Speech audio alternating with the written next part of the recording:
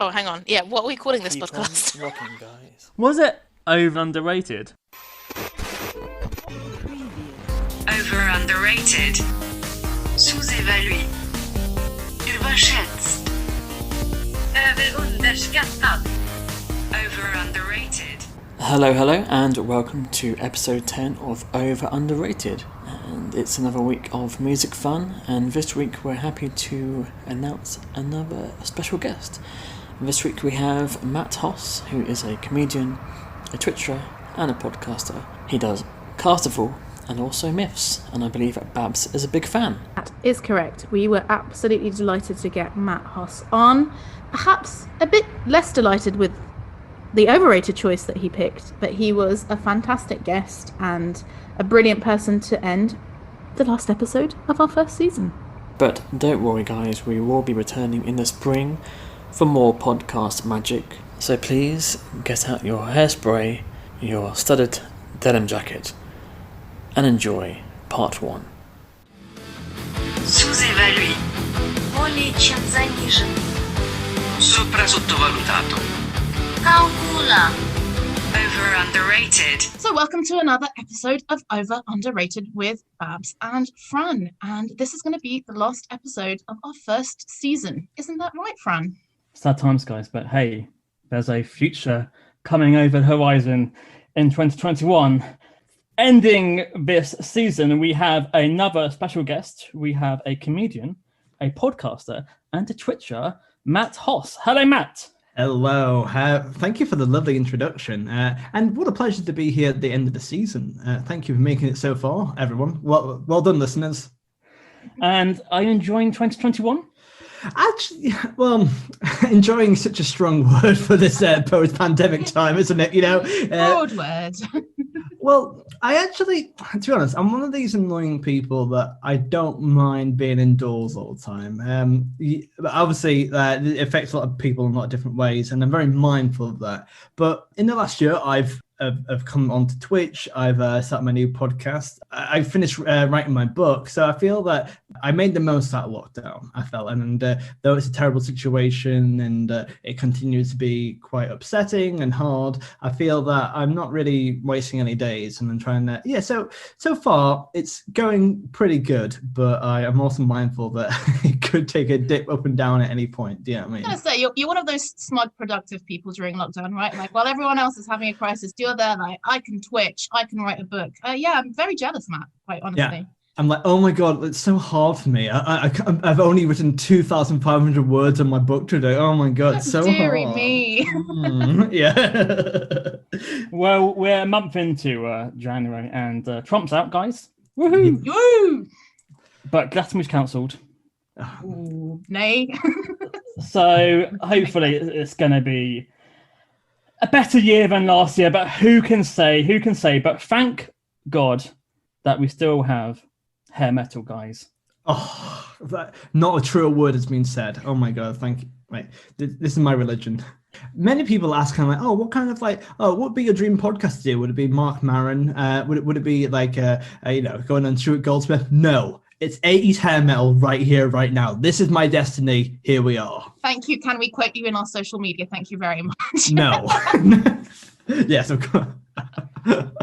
You might be wondering what is hair metal, because it's actually defined in lots of different ways. And before we recorded this podcast, we kind of just had a quick deduction of what that actually means as well. And I think we'll start with underrated, but I do want to talk about the definition. And essentially, hair metal is the same as glam rock, but hair metal is the derogative term for it. So the fact that we're calling it hair metal is the people who made it probably wouldn't like that, because it's meant to be a bad term. And we'll talk more about what happened to it as it goes on, because I think it's pertinent to the bands we're talking about, particularly the underrated band. But on top of that, so it mostly is 80s, back end of 80s, slightly into early 90s, but the kind of the peak and the height of it was certainly late 80s, mid to late 80s, I would say. And what was your view on hair metal as you went into this? I own the best of Def Leppard. Is that a starting place? And I know Def Absolutely. Leppard are influenced by a lot of the glam bands in the 70s, like Sweet, for example, which I'm a big fan of. My Absolutely. first ever CD was the best of Sweet. And yeah, so but I know there's kind of a mix in the 80s of what sort of band is hair metal, because obviously Guns N' Roses are a lot harder than Poison. Absolutely. And they all kind of got put in the same box because they all had the same sort of like long hair. Some wore more makeup than others. And I guess with the bands you have, they weren't as poodle rock as others. I'm a semi fan. I don't really have any tattoos, but you know, not the start of this podcast, but by the end, but yeah, it's a really interesting concept, because like the idea of glam rock is supposed to be that it's more style than substance, and that's the idea. Is like, oh, you get your hair dressed up, very 80s style, you know, and they kind of like the idea is meant to be like Kiss, like you kind of have it's all front, but like that's why they call it hair metal, because the only thing they care about is doing their hair rather than the songs. That's the joke about it. But also on top of that, it's but yeah, as you mentioned, there's a lot of different sounds that were within it, and Guns N' Roses are they were kind of the last big hair metal band, because what happened after that, grunge came in 1992, well, just before that, and kind of they killed off hair metal, kind of dead in the waters. And yeah, it's one of those things which they were the last big bastion of that, but they were also a lot harder sounding and a lot more. They were the last kind of bastion of hair metal, I would say. And Babs? Interesting, yeah. I'm coming in as the skeptic for this podcast. So with hair metal, I can absolutely appreciate like the fashion, the androgyny, yes, please. But it's really not one of my favorite genres of rock. I had to really kind of center myself and open my mind. And I think this is the first episode I've recorded actually where I haven't heard a single song on either of the playlists. So I've come in not knowing very much, ready to have my mind changed, but nervous about what I'm about to get myself into. Let me just start off by saying that I think Guns N' Roses were the band, and I didn't pick them because I kind of don't think they are overrated nor underrated. I think they're kind of in that sweet spot, in my opinion. They kind of just, they're not, yeah, I think they have that legacy where they're doing okay, but also, they were the kind of my starting place for all my love for this type of music. And I got into that as a teenager, and a lot of the hair metal I loved, and particularly coming to this episode, was a lot of bands I loved when I was a teenager. Obviously 10 years after the fact, I'm 27 now, and looking back, a lot of these lyrics, and also there's controversies with some bands as well. So to look back, it's kind of like, well, say some controversies, a lot of controversies, but like it's one of these things where it's harder to enjoy it now as I did then, but there's still that little metal teenager in my heart where I do enjoy the songs just at face value, and for all their warts and all, you know. So you've chosen hair metal specifically, but so was your main genre metal when you were a teenager, or was it metal and rock? What were you listening to when you were a teenager? Good question. I think it was a roundabout mix of everything. So when I was a teenager, my two favorite bands were Metallica and Beatles, and for different reasons. Metallica, I would say Guns N' Roses were just before that. Guns N' Roses were before I properly got into music. Do you know what I mean? They're the band which I had the best of CD when I was like 11 and really got into them. So they were there. I loved the sound of like hard rock and metal, because it's just like, I don't know, it's just always connected to me, and I always felt a bit of an outsider. I think the reason why I love music and love discussing music in the way I do is because music connected to me in a time when not many other people did. And I don't want this to be like, oh, boo-hoo, pity me. That's not the case. It's just what I mean to reflect is that it's music is a language that resonates with me. Do you know what I mean? It's the vibrancy in my heart, and that's how I emote and I convey stuff, and it's how I reflect moods. And I think that's and at that time, that appetite for destruction, lovely pun, was there. But yeah, so I lit a lot of metal. I think thrash metal, hard rock, and hair metal were the most ones, plus the Beatles, I would say. Do you have any allies at school into the same sort of music? Yeah, there were a handful of people. We went to Sonosphere, and there's a bunch of us. There wasn't many of us, and I used to go to gigs quite a lot with certain people who I love and cherish. But just one of those things where you just don't get to see. Even so, a lot of the music I listened to wasn't as widely shared with everyone else. In fact, I still find to this day, I come like, oh, I've got this cool band, and a lot of people are like, I have no idea what that is, and I don't care. And I'm like, and yeah, so I always feel a bit deflated when people don't know of things that I'd know. But to be fair, I do listen to a lot of like more bespoke stuff. But that always means when I meet someone who does like what I do, it's always like, yes, let's talk about that right now. Yes, I love you. So that's what I say to anyone. I was really into a lot of early 80s new wave bands when I was in my teenage years. And going to a gig to see like Depeche Mode or Duran Duran, it was like me and then everyone who's like my uncle age. I guess there's not many 27-year-olds who are into... Well, so we say who you're going to be talking about first? Yeah, I think that's... So my underrated band is called Skid Row. They featuring Sebastian Bach and lots of other great people as well. Lots of other people as well. We'll talk about them more afterwards. And also my overrated band is Bon Jovi. So I actually really struggled picking these because there were plenty of people who I thought were a lot of people who I thought were underrated. People like Cinderella, Wasp, a lot of those times. But what I really struggled with picking with this, there's a peak with these bands where they have two great albums and then the rest are either not existent or really terrible. Do you know what I mean? Like that happens quite a lot with a lot of people, especially in like indie 2005 onwards. Like every indie band would do two great ones and the rest would be terrible or they would drop out. Do you know what I mean? It happens all the time. You know what I mean? I think most of those indie bands did one good album. There's so many good. Like seriously, Maxima Park, Block Party, Futurehead, all stunning first albums, and then straight away dip. I think it's true. A lot of these bands do go on to do good stuff, but they're just not known about it. Fratelli being a great example because they did the Chelsea Dagger album. I can't remember what it's called, but their first debut album, absolutely fantastic. They did the second album, which was technically good, but no one really cared about it. Then they kept on doing albums which are really good, but just people just don't pick up on them. And I think that it doesn't mean that their albums are bad. It just means that people just don't connect with them in the same way. And I don't know why that is. I don't know. I think people kind of drop out quite a lot.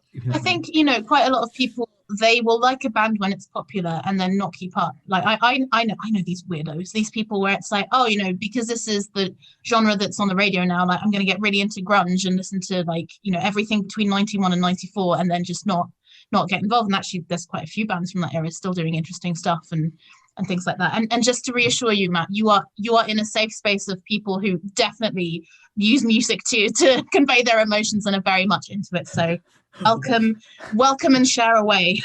Why do you think we do music podcasts? I don't know. Like we're actually mostly comedy podcast fans, but we are like, no, it's music that we're going to talk about. Yeah.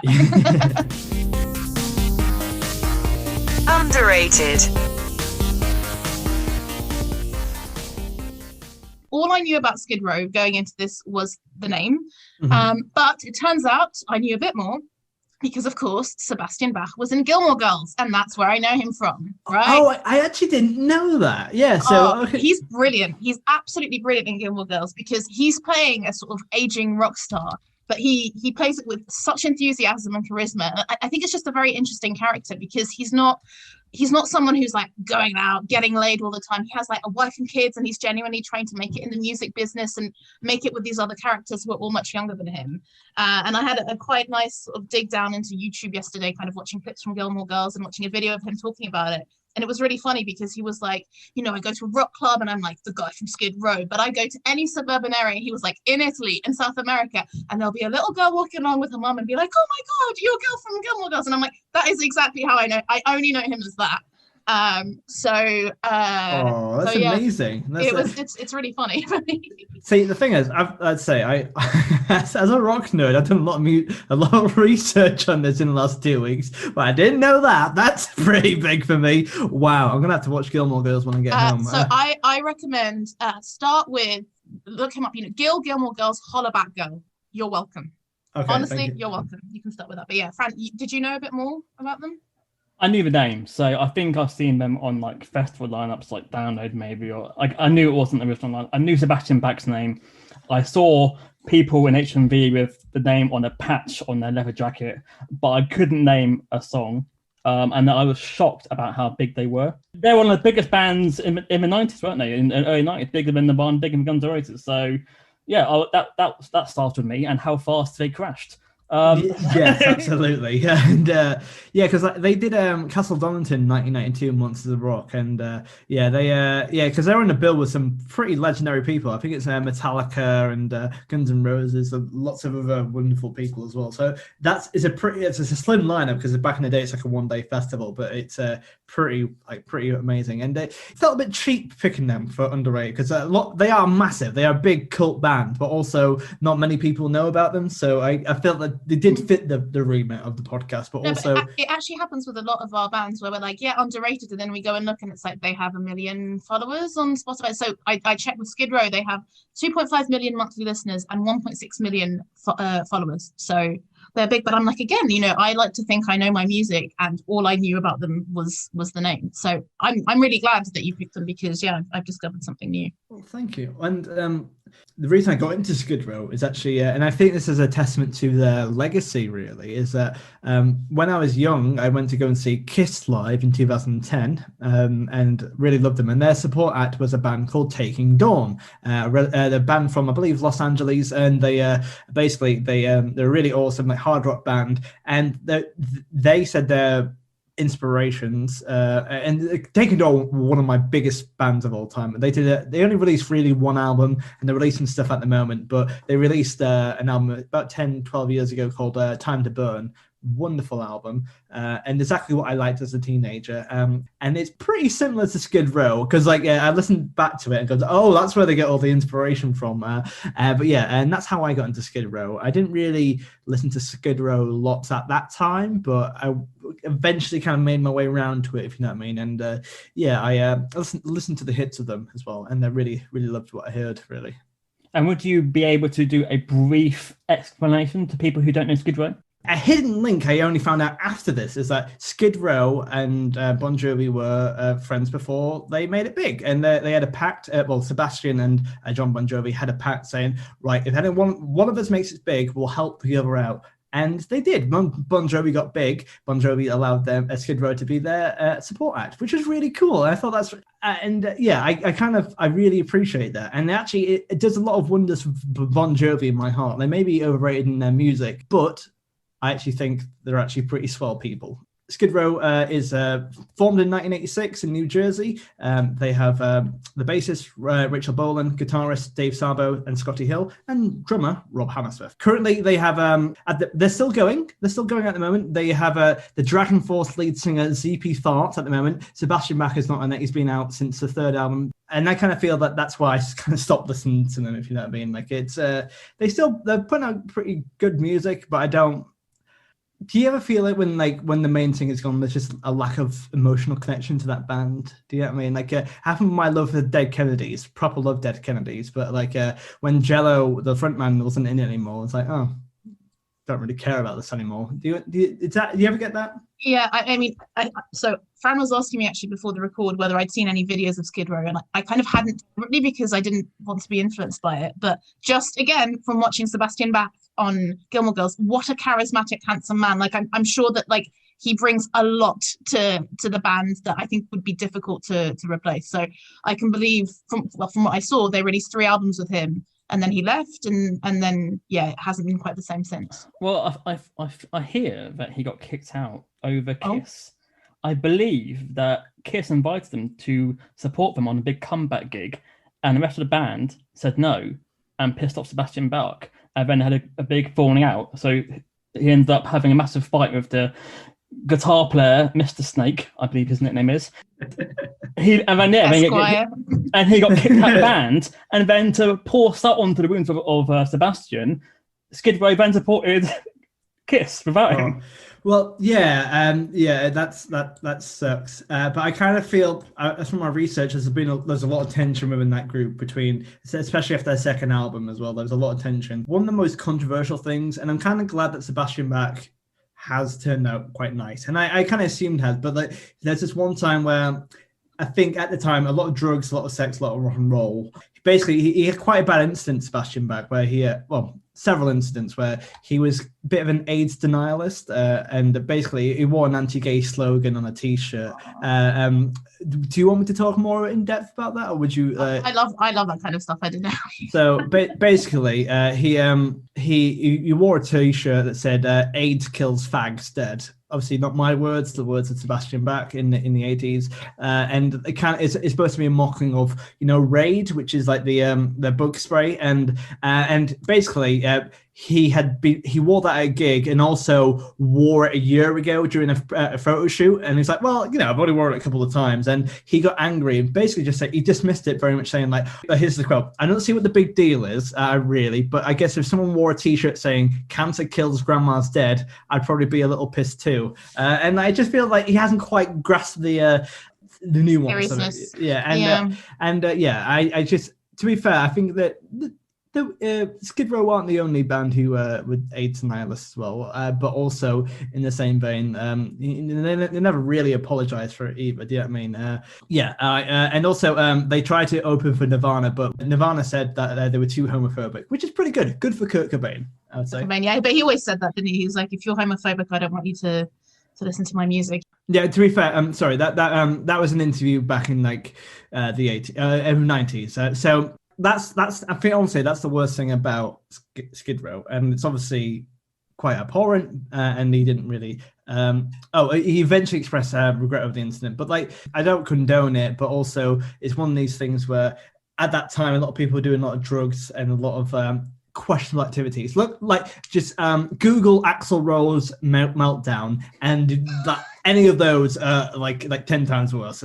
And not to, it's obviously quite an awful thing. And I'm just saying that I can see where if you're doing so much drugs and alcohol and you live in the fancy land, saying stuff like that just for controversy, I don't think he means it, but also it's still a dumb thing to say, isn't it? It's one of those things where it's like, okay, how much do you forgive the past? Because obviously, like, I don't know, that was pretty much what the president of the United States was doing as well. So, he's echoing what the mainstream is, even though he's a rock star and should know better.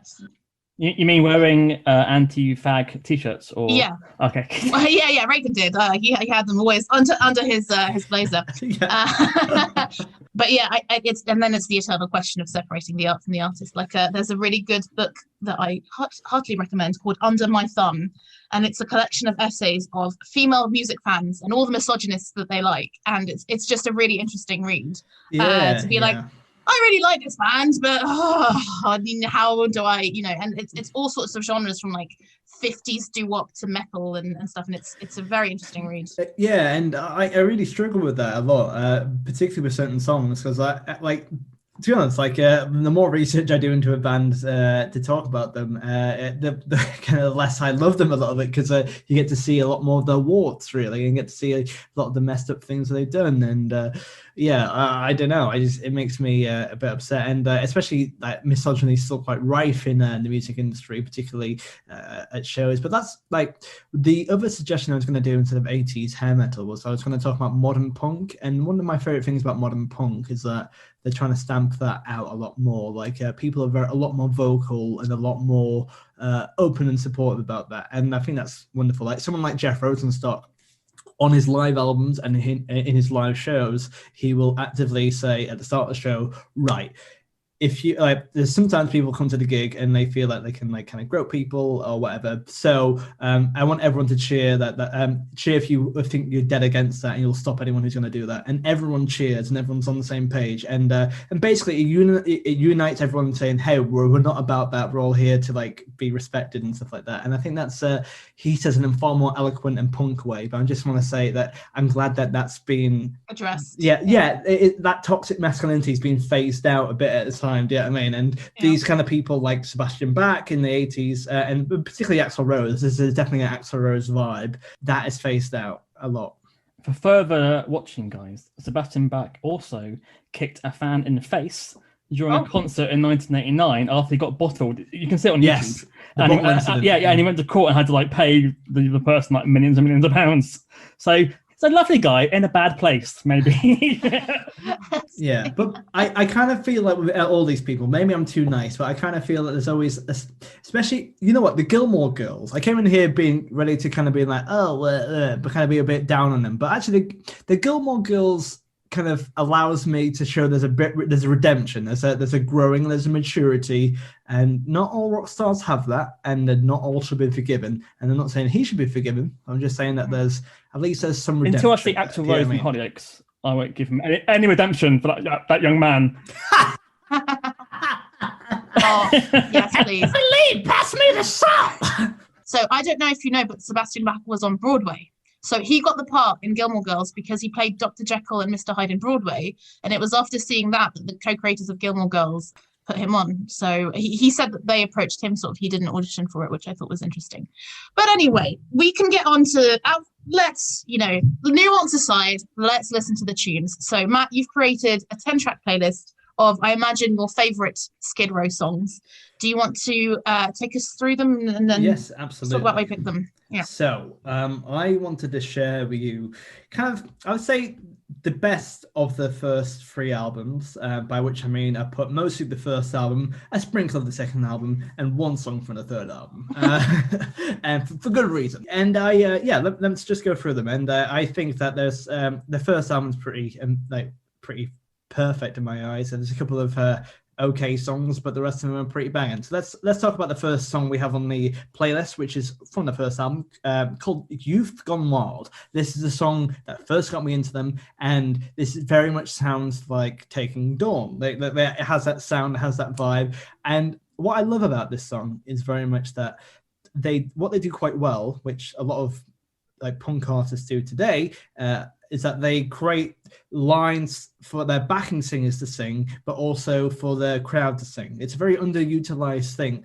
They create lines which crowds can sing along with them. So like we are the youth gone wild. Like it's like crowds. It's crowd pleasing. Great guitar solos, and kind of like catches that kind of teenage adolescence of and anarchy as well. Am I right in saying that they also name drop themselves in that song? They say Skid Row.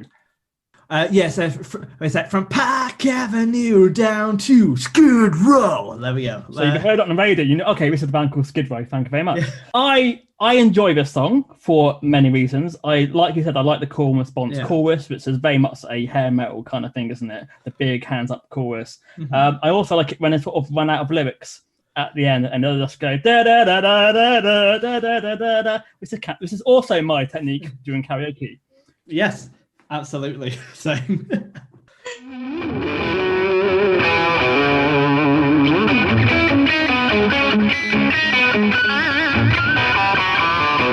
Over underrated. So I listened to your overrated pick first. So when I got into Skid Row, I was absolutely delighted to not be listening to Bon Jovi anymore. So I was like, all right, okay, I know what I'm dealing with here. It's a bit Bon Jovi-esque, but it's not Bon Jovi, thank fuck. So I wrote that it was enjoyable and catchy, and the chorus really stuck in my head. So we're on the same boat with this one. Well, I kind of find that if you enjoy that, you'll pretty much enjoy most of the rest of them. Because and to be fair, I kind of feel that, well, there are different sounds and different paces and different things, but it's all kind of around the same thing. And maybe that was appealing for me at the time. And the songs don't sound the same, but there's certainly a similar theme throughout them all, I would say. But let's move on to Big Guns, which is the start of the first album. And what I've done is, let's go the next 2 and 3, because it goes from Big Gun to Sweet Little Sister. And yeah, I think it's quite a thunderous start to the album, because like they literally get the big guns out. And then one of my favorite songs is Sweet Little Sister, because it has like it's catchy, it's sweet, and it's not entirely about sex. Yeah, I mean, it's quite like there's a protective element to it, I suppose. But like I just think it's two great. Can I just ask, when they're referring to these big guns, is it ladies' breasts or men's forearms? Because I've never heard of a lady having big guns before. I mean, I've been in a lot of romantic situations. I never asked to see her Beautiful big guns for 4 years. What's that in your chest? I'm absolutely loving this setup, Fran. Hey, ladies, I've been in plenty of romantic situations. May I see your beautiful big guns, as heard on Skid Row? Yes, I don't know. Are you packing a double barrel in your chest? Ooh, and Sweet Little Sisters also a dodgy Pornhub category, but they're quite romantic guys. But yeah, my only issue with this genre, Don't Kill Me Matt, is that some of the show-off guitar solos I'm not a big fan of. I like it when it's like Slaps, for example, November Rain. That guitar solo adds to the song. It's melodic and takes to a new level. But sometimes I feel like they've got a lovely guitar, a new pedal, and they're going to show off how fast they can play for no reason. See, I think that's why, as a teenager, I loved it though, because it was like hard riff, hard solo, cool song. Do you know what I mean? Like, I like the aesthetic and the sound of it. Do you know what I mean? Rather than the energy, depth. I'm guessing. Yes, the energy, absolutely the energy. And I just like that. I still do to a degree. But I get less out of it now. But yeah, I think that's what you sign up for this genre. And particularly in the first album, it's very hair metal. There's a lot like that. In the second and third album, because they started touring with other bands, more heavier bands like Pantera and stuff like that, they started like their sound changed a lot more, like a bit more metal. So that instead of like a big hair metal like riffs, you get like dun dun dun dun dun dun dun dun. So it's a bit more like a bit deeper, and it has grunge elements and. Yeah, so I kind of feel that that's part of the domain of that album. I think that's why I like it, to be honest. It's just kind of, it's pure and simple. Do you know what I mean? Well, not pure, impure and simple.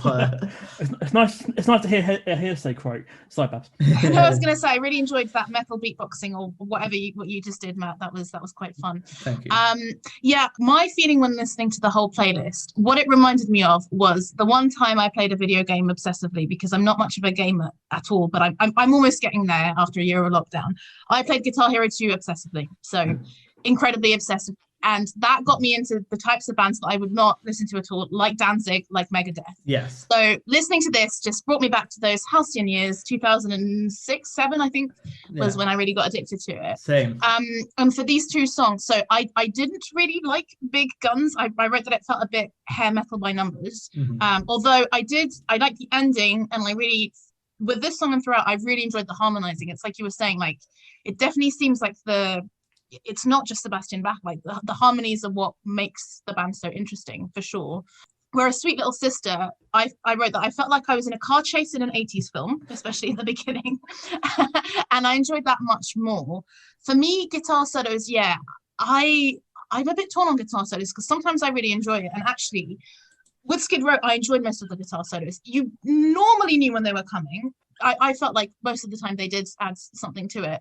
Whereas with Bon Jovi, like they were awful. All the ones you suggested were absolutely awful, and I felt nothing. Now, Babs, I'm not sure if you mentioned it already, but did you enjoy Bon Jovi songs I picked out for you? I died. Like, I was messaging Fran like, oh my god. We should have probably started with the Overrated ones, because like I feel like no. Listen, we'll become friends, and then I will let loose. Don't worry. I'm super grateful for Skid Row. Also enjoyed with both. You know, they talk a lot about being on a subway. So Big Guns, he says, a ballerina on a subway train, stiletto heels and a candy cane. Okay.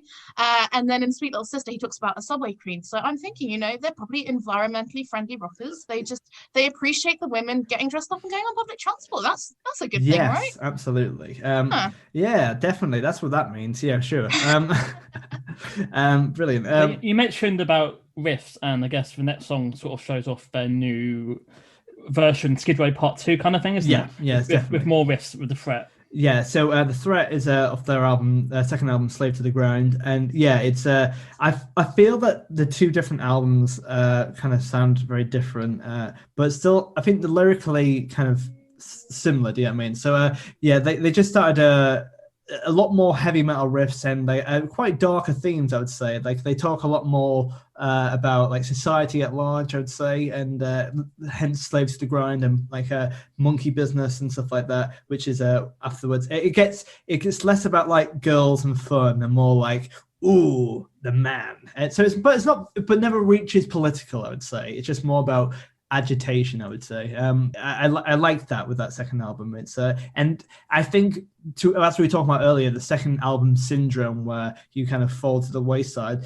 you have to kind of improve, you have to develop to some degree, and you have to kind of keep the voice the same, but just grow. And that's why I think Beastie Boys and other bands like that they do really well, because with what Beastie Boys did, they had an original concept album, and then for every album they tried something brand new and different. From their second album, Paul's Boutique, was all samples. Like every single song was sampled, and then they did that over the top, which is really hard in the 80s. Then they did the opposite. They played all the instruments for their third album, and so forth. They added something different to every single one, and that's why they were legends, because they managed to pull it off.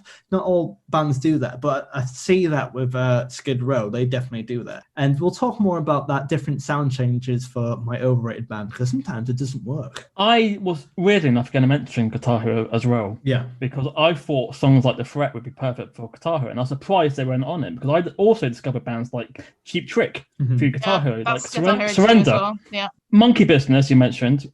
Yeah, that was a massive hit, wasn't it? I literally never heard it in my life. Also heard out, apparently Terminator 2 wanted that to be the theme tune before Skid Row said no, and then went to Guns N' Roses. So Monkey Business could have been on the T2 soundtrack. I didn't know that. I didn't know it was a big hit, because you have to appreciate, I kind of live in a bit of a bubble, do you know what I mean? It's like, this is my music, please welcome in. So I have no idea if anyone else enjoys it, but I just to let you know, I love Guitar Hero, and I think the reason why I like these bands is because they are like the very Guitar Hero, and that's very much I think I gained a lot of new bands from that. That's where my first love came in. I think that's the pinpoint, actually, because that was before Metallica, before the Beatles, just after Guns N' Roses. In fact, I bought Guitar Hero 2 because I had Sweet Child of Mine on it. I was like, I'll play that. And I fell in love with all these bands, and I loved them so much. And I thought it would be, I was a bit intimidated by the metal or guitar aspect of it, but actually I fell in love with it. It got me, and that's why I like this music, do you know what I mean? Because it connects to that time. Also, just to let you know, I am North Yorkshire's best Guitar Hero player circa 2006, 7, 8. So I can't see the medallion or the trophy. It's in the underground vault. It's very precious. In a metal vault. I once at a house party when I was in year 9.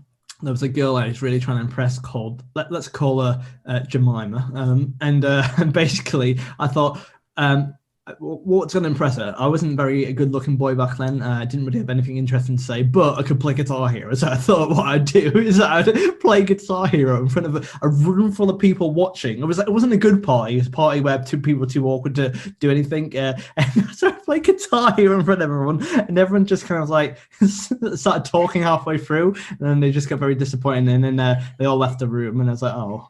I would have been absolutely impressed. Like my obsession with Guitar Hero, it was the beginning of my second year of uni, where third year of uni, my ex-housemate had gone on Erasmus to France and left his PlayStation 2 and Guitar Hero, and I got so addicted to it, I'd like come home from uni and just play for hours, that I remember I played it so much once that I was looking at the screen, and then I looked at the plant next to the television, and it was like whirling, and I was like, okay, this is too much. And the thing that still angers me, so I almost completed it. I had 3 songs on Expert, wherever it was, left to go, where I needed 5 stars, and I think it was like Lamb of God and Lynyrd Skynyrd, and then the PlayStation broke, and then no one bought another one, and I never completed it. So I still, it's still one of my biggest regrets. Well, that's how we're going to finish this podcast. We're going to get the fans of this podcast to purchase your PS2, because you can't get anywhere else, and we'll get you to do it. Okay. Thank you, Matt. I appreciate the support. Thank you for doing this difficult time.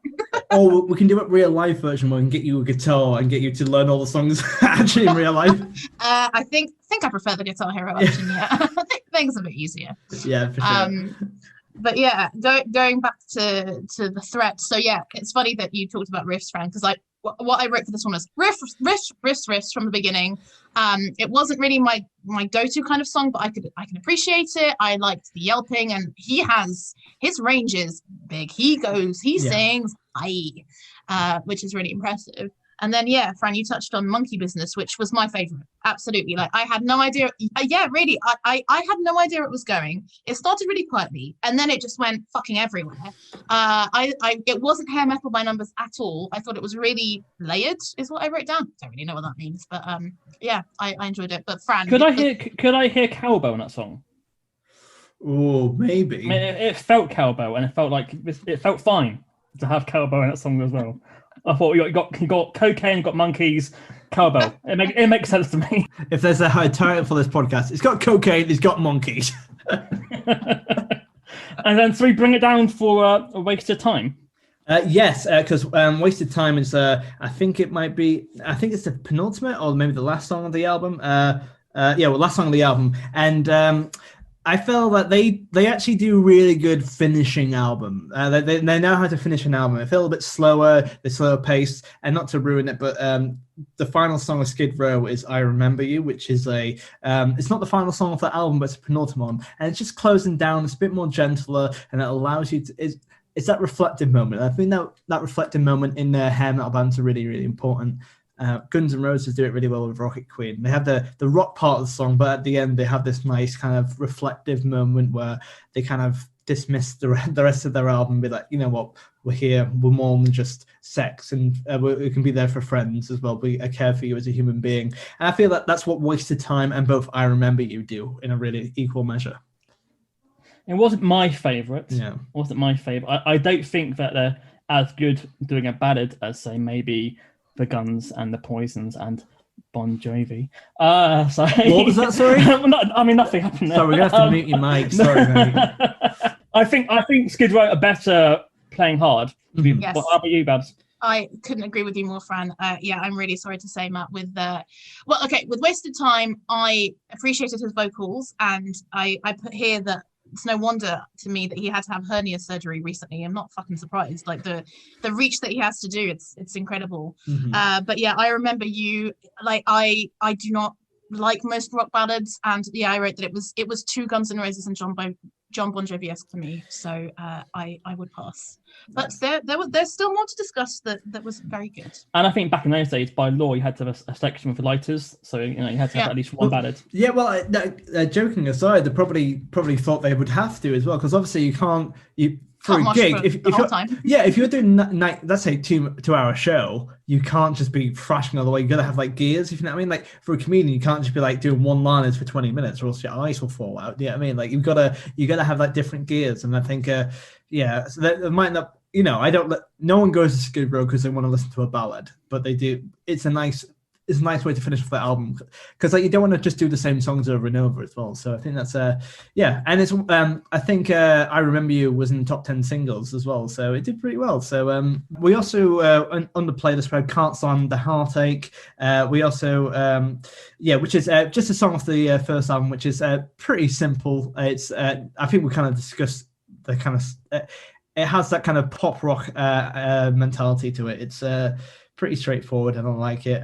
But yeah, after Wasted Time, though, to wrap up, we had the only song off the third album, and I didn't want to include in anything after the third album because Sebastian Bach left after that time. I'm just really intrigued because I loved this, and I thought it was basically Audio Slave Rage Against the Machine, and I was like, this is a totally different direction, but I actually really enjoyed this. So yeah, what was the situation in '95 when they released this?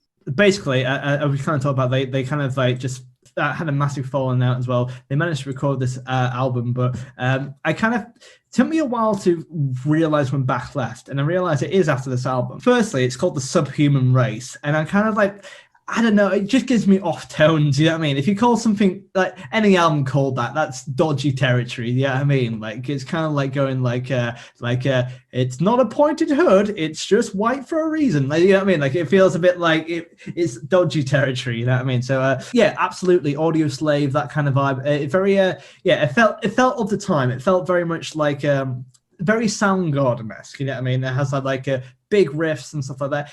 To be honest, it's not a bad couple of albums, but that album's okay, but it feels like the heart wasn't in it anymore, and that's why I didn't want to include too much of it. The first two albums, it feels like they do have that's their prime, do you know what I mean? But the third album is a bit more like longer songs, a bit more drag, a lot more fluff, and you can kind of tell like that the album length is like about an hour, and it's just like, But I think My Enemy is really good because it's the start of the album and quite hits all the beats. I did struggle through the rest of the album, but but My Enemy I felt was good. His vocals completely changed, doesn't it? Really?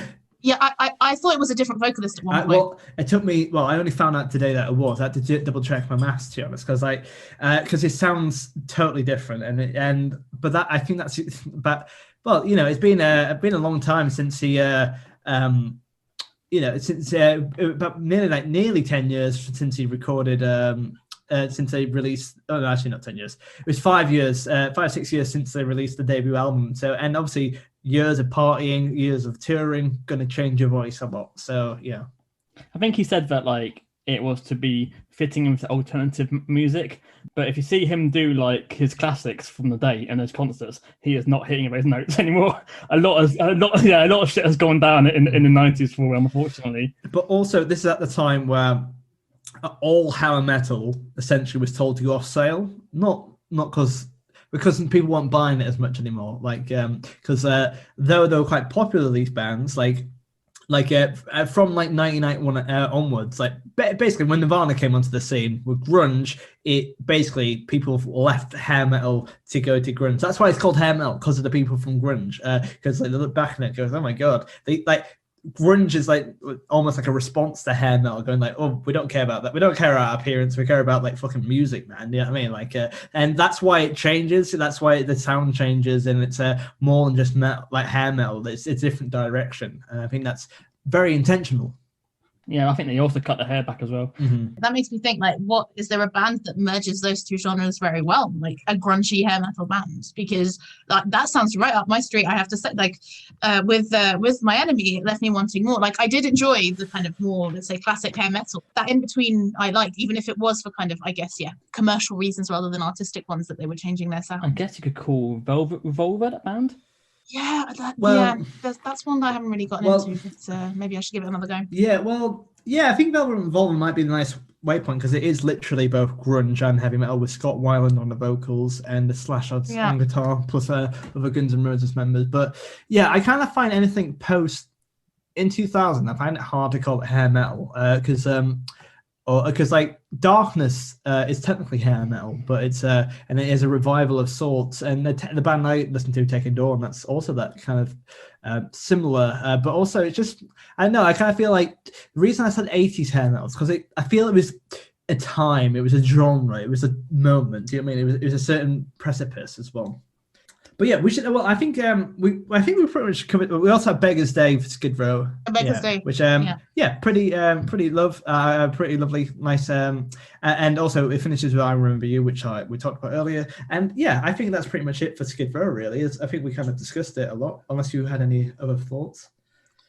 Just Beggar's Day was the one song on the playlist that actually I changed my mind on. When it started, I was like, I'm not clicking so much with this one. But then they slow down in the chorus. And then he goes wild again. I really enjoy it when they're unpredictable because, maybe I just felt this so strongly because I've been listening to really bad Bon Jovi. Mm-hmm. But with Bon Jovi, I knew where it was going almost every single time.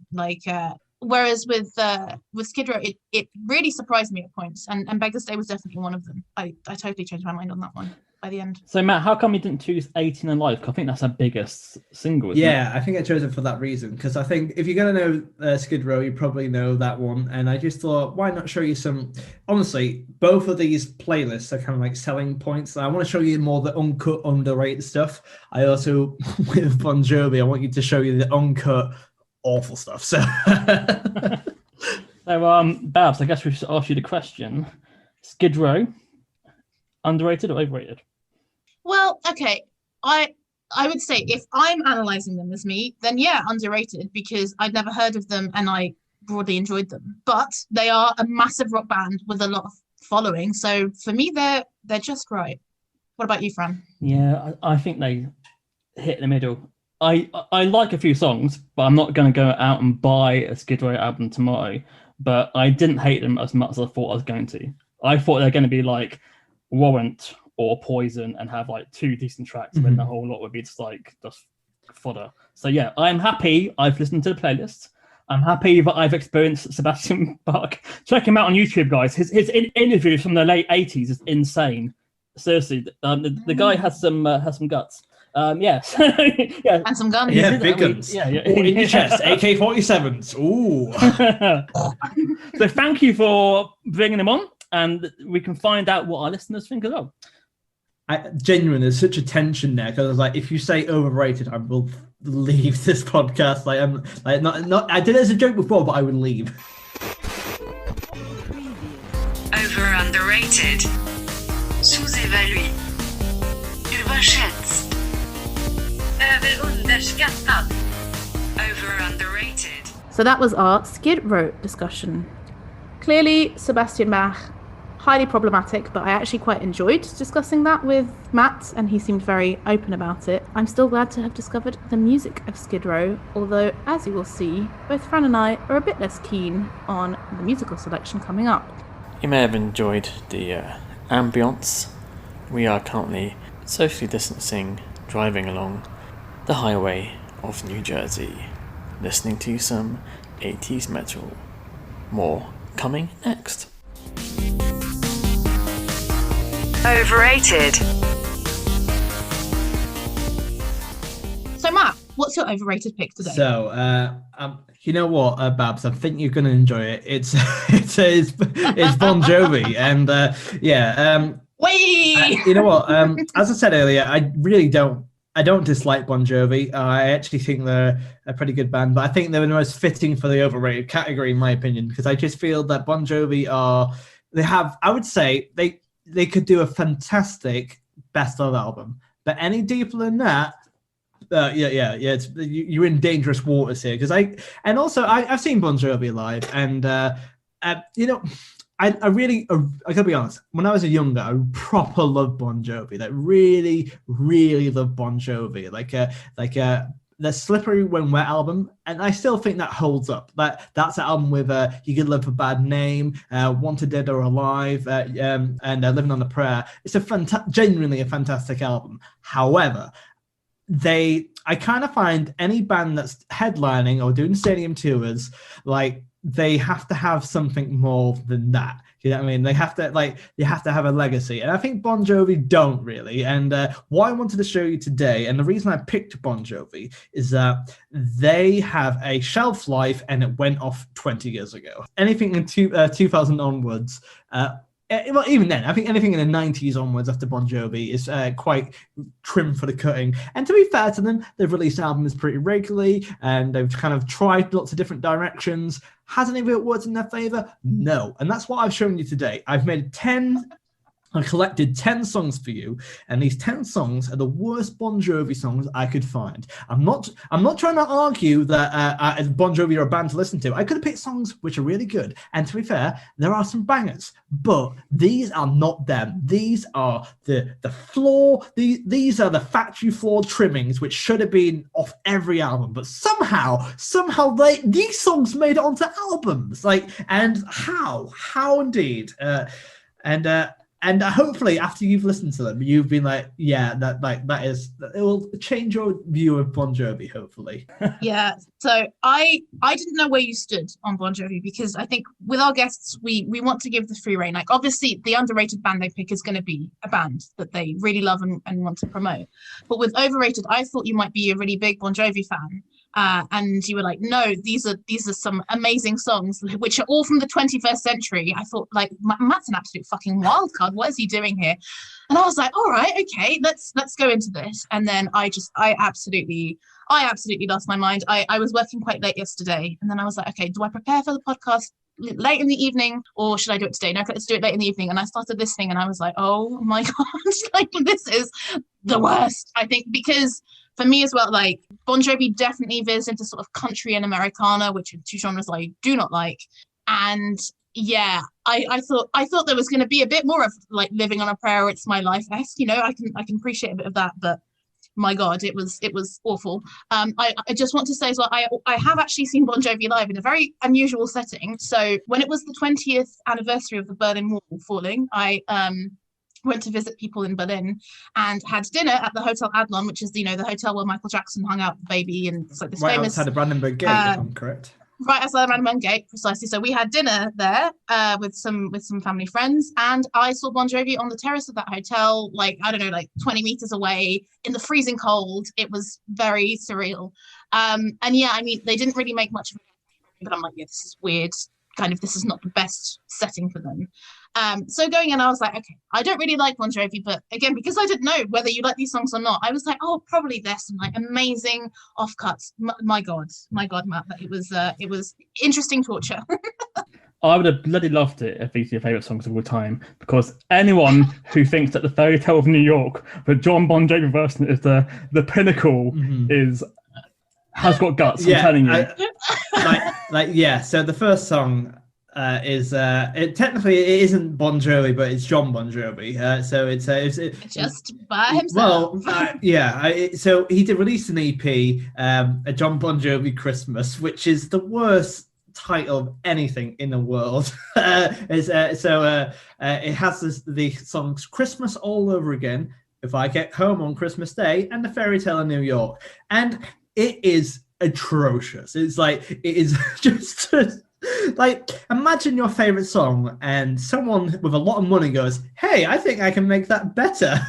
Wait, do we need the band on this? No, I'll just do it by myself. And it's just a train wreck. And I put it on first because I knew, like, I'm actually a bit stunned that you thought, oh, he's a fan of Bon Jovi. Why would I put that on? Because I just thought, like, you just loved him so much that you're like, my dream is to have nothing but John Bon Jovi on Fairy Tale of New York. Like, Kirsty McCall, fucker. We want John Bon Jovi. And also, it's the first time I've ever seen someone which is famously a duet, that song. He goes, I'll do both sides myself. And it's not like he hasn't got any other people doing production. He has people doing, like, violins and stuff like that. So obviously, like, it's not just him. Do you know what I mean? So he kind of got someone to do it with, but no. Hopefully he'll do "Don't Go Breaking My Heart." But it should be something fire. Let's move on. Let's move on from John Bon Jovi solo. Yeah, let's move on to "No Apologies" by Bon Jovi. And to be honest, I saw this band live. I saw them at Hard Rock Calling 2011. I would have to say they did Hyde Park.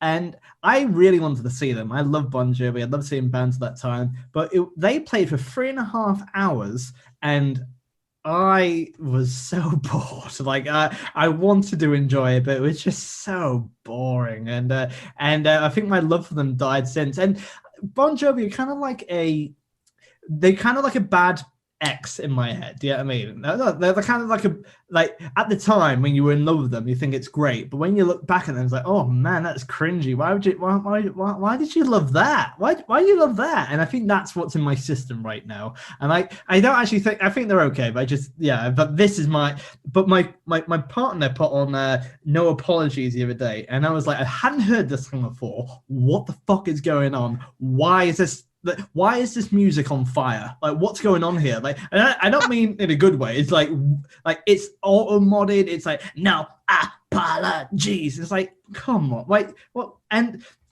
let's just save ourselves a lot of time here. The rest of these songs on this album are like, why are you talking about this? What is this song? Why has this been made? You know what I mean? Like, Thank you. Yes. I was like, what is he not apologizing for? I don't get it. I looked at the lyrics and he's not apologizing for being himself. I had no idea what was going on. Is that musical career post 2000, I think? I mean, No Apologies is one of the songs actually new from this list here. I think I was a fan of Bon Jovi when I was 16 years old. I think most 16-year-olds don't mind Bon Jovi because it's living on a prayer. It's, it's bad medicine. Mm-hmm.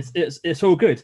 Anything from 2000 onwards is no, and there's not many bands who never change their sound, and when they do, like Matt says, it gets ultimately even worse. Mm-hmm. And on this we do have shades of the worst thing that could happen, and that is Bon Jovi meets country. Oh my god, yes. Oh, so bad. So there's an album called Lost Highway, and there's oh my god, that was the worst. I wrote "kill me." I literally wrote "kill me."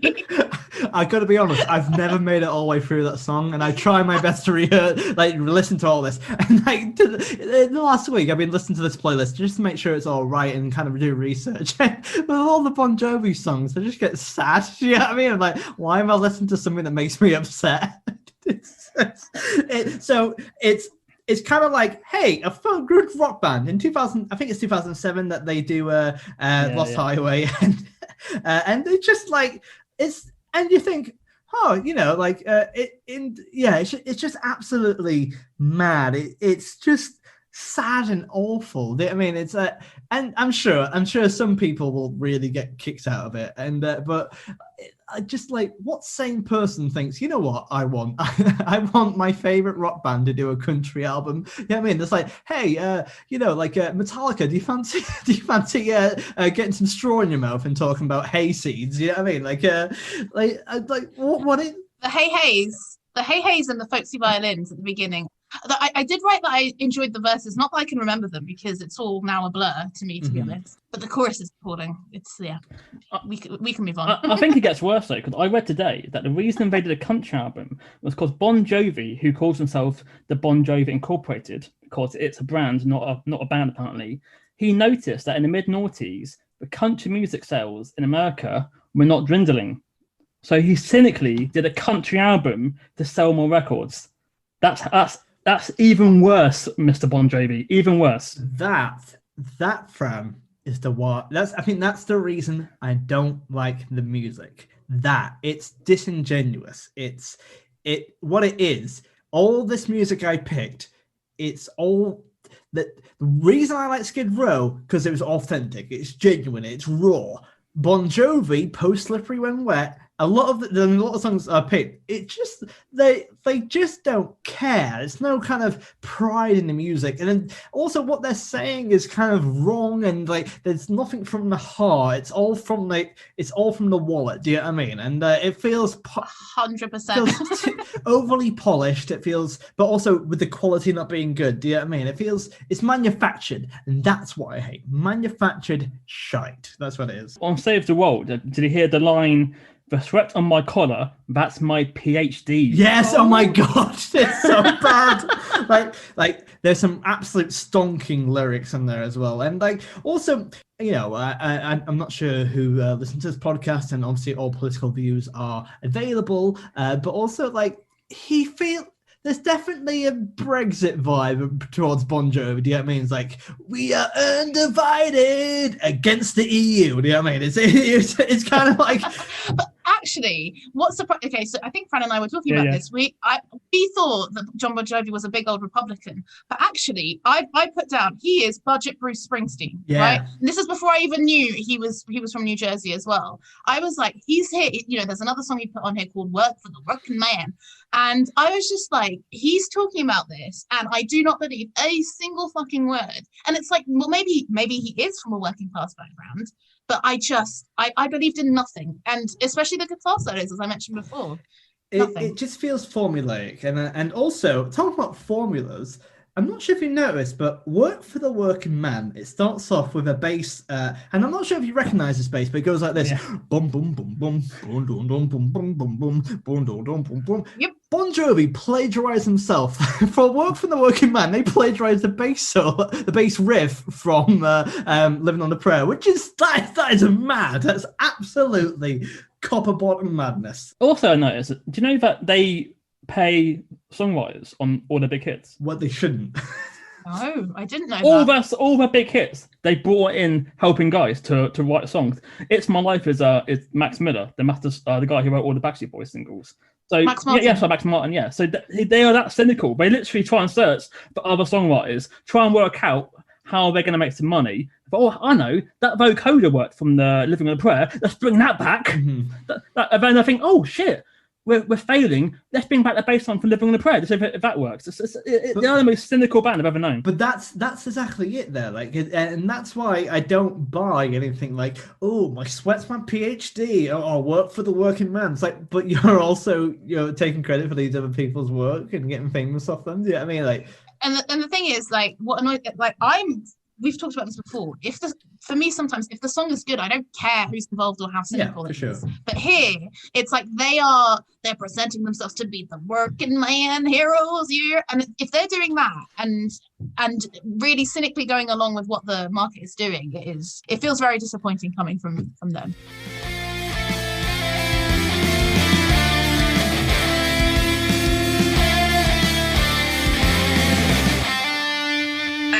underrated. Have you seen the album covers, guys? I was just about to say that, genuinely, because Have a Nice Day, which is their 2005 album, and also features the song Bells of Freedom. Like, I wrote, I saw the title and I was scared. That was the Brexity vibe yes, one. I was like, I'm pretty sure Bon Jovi, like, he was at the coup capital, like, early in the month. You know what I mean? He was there being like, Bells for Freedom! Yeah! Nice. Matt, sad news. Yeah. Yesterday, he was at Biden. Yeah. And he was singing "Here Comes the Sun" by the Beatles. He's a Biden fan. Who No. knew? Why did It actually changed. He's actually changed from yesterday. Yesterday, he's a Trump supporter. Suddenly, I was going to say. Tell you what, like, let's bring back Trump, shall we? No, but yeah, talking about album covers though, like, Have a Nice Day. This is a multi-million-dollar band who have tons of spend on graphic art design. What they've done, it's a black outline of a square with an angry, frowny face on it. It's literally just 2 dots, 2 lines for eyebrows, and 1 smile. That's it. Are they trying to do like their version of the rave smiley face, the yellow rave smiley face in the 90s, and just, you know, adding a few eyebrows and making it square? I thought, hey guys, I heard about these phones with texting. It's horrible. Yeah, but yeah, you know what? I'm glad we had this conversation because I feel like you've summed up what I have always felt about this band. You know what I mean? It's yeah, and you know what? Like their first couple of albums, pretty brilliant. Slippery and Wet, can't knock it. But these are disingenuous, out of touch, and it's what can we get the most money out of as well. You know what I mean? It's they just don't care, do they? I think there was 1 or 2 that I didn't mind as much. So We Got It Going On with absolute fucking nonsense. And he was talking about shake your moneymaker, whatever.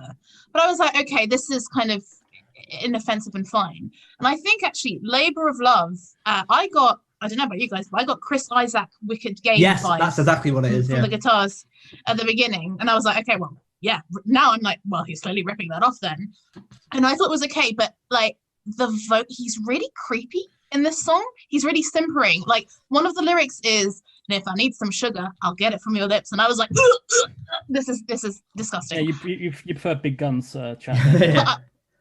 Big Guns and Subway Queens, that's my vibe personally. But yeah, that was much better than Do What You Can, which I called Turbo Country. And, you know, I can appreciate it's about kind of, it's from an album called 2020, which is about 2020, and it's all about social distancing and stuff like that. So I was like, okay, well, you know, he's probably in his big mansion in his studio writing a song, and I'm sure it will make a lot of people feel better, but it just made me feel worse. Yeah, absolutely. But you know what? If you look at his 2020 album called 2020, and this goes for all the post 2000 Bon Jovi, it's essentially like all the titles of the songs you could guess. Yeah, I mean, like they all follow. Like, all right, this is the 2020 album in its entire. I'll read out a couple of ones. Limitless, Do What You Can, Beautiful Drug, Story of Love, Lower the Flag, Brothers in Arms, Unbroken. They're all the same. Do you know what I mean? They're all like kind of they claim cliche. That's what it is. Yeah, he's desperate for meaning, but has no meaning behind, does he? That's it there. He's kind of hoping this might mean something to someone, not to me, though. And now they haven't even got Which is Sam Ball anymore, are they? So it's even worse. Yeah, absolutely. And when he quits, you know, it's time to get off the train, guys. What happened there? Because again, I'm not up to. So I'm gonna be honest. From the top of my head, I can't remember. But he basically, I think he just left the band after years. Nothing. I don't think it's. I don't think it's controversial. I think he just left to do his own thing after a while. And it was pretty recent, not recently, but in the last couple of years. So it's not exactly, wasn't a big outing, I think. But I might be incorrect. But yeah, I think that if Bon Jovi quit in 1995, they would be held as a fine rock band. Now they're up there with Nickelback and U2 as one of the most hated bands in the world. But that's why I think that if you do 2 awesome albums now, wonderful. You know what I mean? Like they could have, if their face stopped after their second album, it'd be pretty great. You know, like I think it'd be. I'm happy with that. You know what I mean? See, this is the thing. I kind of want to come back to this because I don't like Bon Jovi, so I would probably disagree with this. So I'm willing to come back for round 2 if you want to present the good side of Bon Jovi. But sadly, I think that are they probably the most successful hair metal band post 90s though? most of them were completely destroyed after Nirvana, weren't they? Really? Yeah. They seem to still have big hits. Because I think they merged themselves with pop. I think that's what kept them alive. Do you know what I mean? So like doing like that's how they survive. They survived by being a rock band rather than a hair metal band. Do you know what I mean? And to be fair, I think they've always pitched themselves like that. But also, but I'm not sure. I would argue that Guns N' Roses might be more successful, and especially now, they're certainly. But yeah, in terms of facts and figures, I couldn't tell you. But yeah, they're up there, certainly in the top brackets, I would say. Wow. I've just gone to look at their Spotify statistics, right? So they're the 199th most listened to band in the world, and they have 17 million monthly listeners and 8.8 million followers. That is a lot. Bon Jovi will not die, guys. It will not die. So I guess I should probably ask Babs. I mean, who knows what's going to happen right now? No idea. But No idea. Bon Jovi, Babs, over or underrated? Insert drum roll here. Absolutely fucking overrated. I felt like this was catharsis, this conversation, because as I said, I didn't know what angle you were coming at this from, and I thought like, oh my god, we have Matt coming on, never met him before, let's make it a nice experience for him. And then the minute that fucking song started, the Fairy Tale of New York, I thought, oh god. So yeah, this is terrible. Listen, I think there are certain people for whom it's just going to provide some comfort. It is sort of middle of the road music. And that's fine. I don't begrudge you, but please don't let it near me again. Mm-hmm. And like, because it's, yeah, you're absolutely spot on. Yeah, because like, who is that for? Who's that song for? Because it's not for Christmas fans, because no one's going to go, what am I going to listen to? Fairy Tale of New York. Which one? The Pogues, who do it perfectly, or do you want to do it by John Bon Jovi, who couldn't give a fuck? Yeah. Or well, do you know what? I think maybe the appeal of John Bon Jovi, like John Bon Jovi is a handsome man. Like I feel like Bon Jovi are maybe, to really stereotype, sort of one for the mums sort of thing, who, they look at his pretty smiling face and they're like, oh, bless him. Like, yeah, let's hear him talk about shaking his moneymaker and working on the land or whatever the fuck he's talking about. And, look very nice while doing it. Like, they're a polished band. Like, I remember their music videos and stuff like that. So I think I'm guessing a lot of people who like Bon Jovi is not just for the music, it's for the whole package, but that is a package I would return. So thank you very much. And guys, I will have to say that I do not have a Bon Jovi poster on my wall, sadly. I think that, Bon Jovi after Always, terrible. Before Always, I would see them at a festival if they're playing. Or, there'd be a laugh just to put your hand in the air and go, living on a prayer. Yeah. But yeah, overrated. I gotta say, like, I actually think if you saw them at a festival, might be a laugh. If they're doing like a 40-minute set, like if they do the Glastonbury Legend set for like less than an hour, bangers after bangers, you'll have a great time, genuinely. Like, I think there'll be a lot of fun and everyone will be in a good mood. Everyone knows all the words of the songs. You'll have a good time. But it goes, this one's for my new album, and then exit quickly. Yeah, when they bring in a banjo and a violin, get the fuck out of here. We've locked the doors. It's a festival. You can't lock doors. We've locked the doors. Okay. So, I believe we have Freeway. It's overrated for Bon Jovi. Sorry, Bon Jovi fans, do not troll us. And thank you, Matt, for appearing on our last of the series episode. We've all learned something today. We've all gained something, I hope. Mm-hmm. And we can go back and watch Sebastian back on YouTube. Absolutely. Is there anything you'd like to plug? Yes.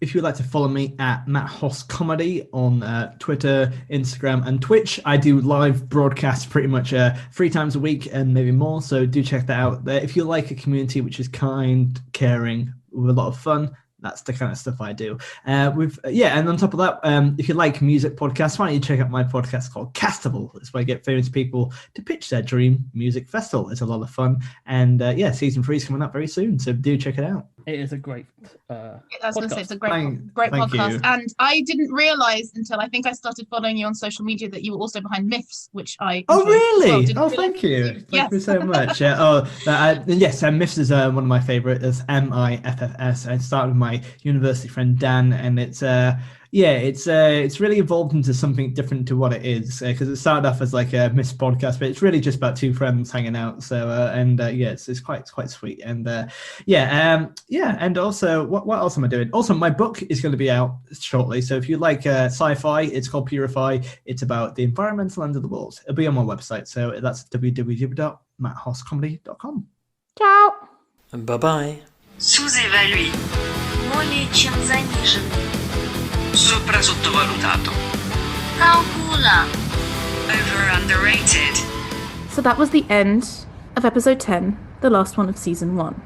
As Fran said at the beginning, don't worry, we're going to come back and we will be posting on social media, and we'd love to hear from you on what bands and what topics you'd like to hear on future episodes. We have a few things recorded already, but there's definitely more space for suggestions. So if you have any bands you'd like us to talk about, you can email us on overunderatedmusicpod@gmail.com.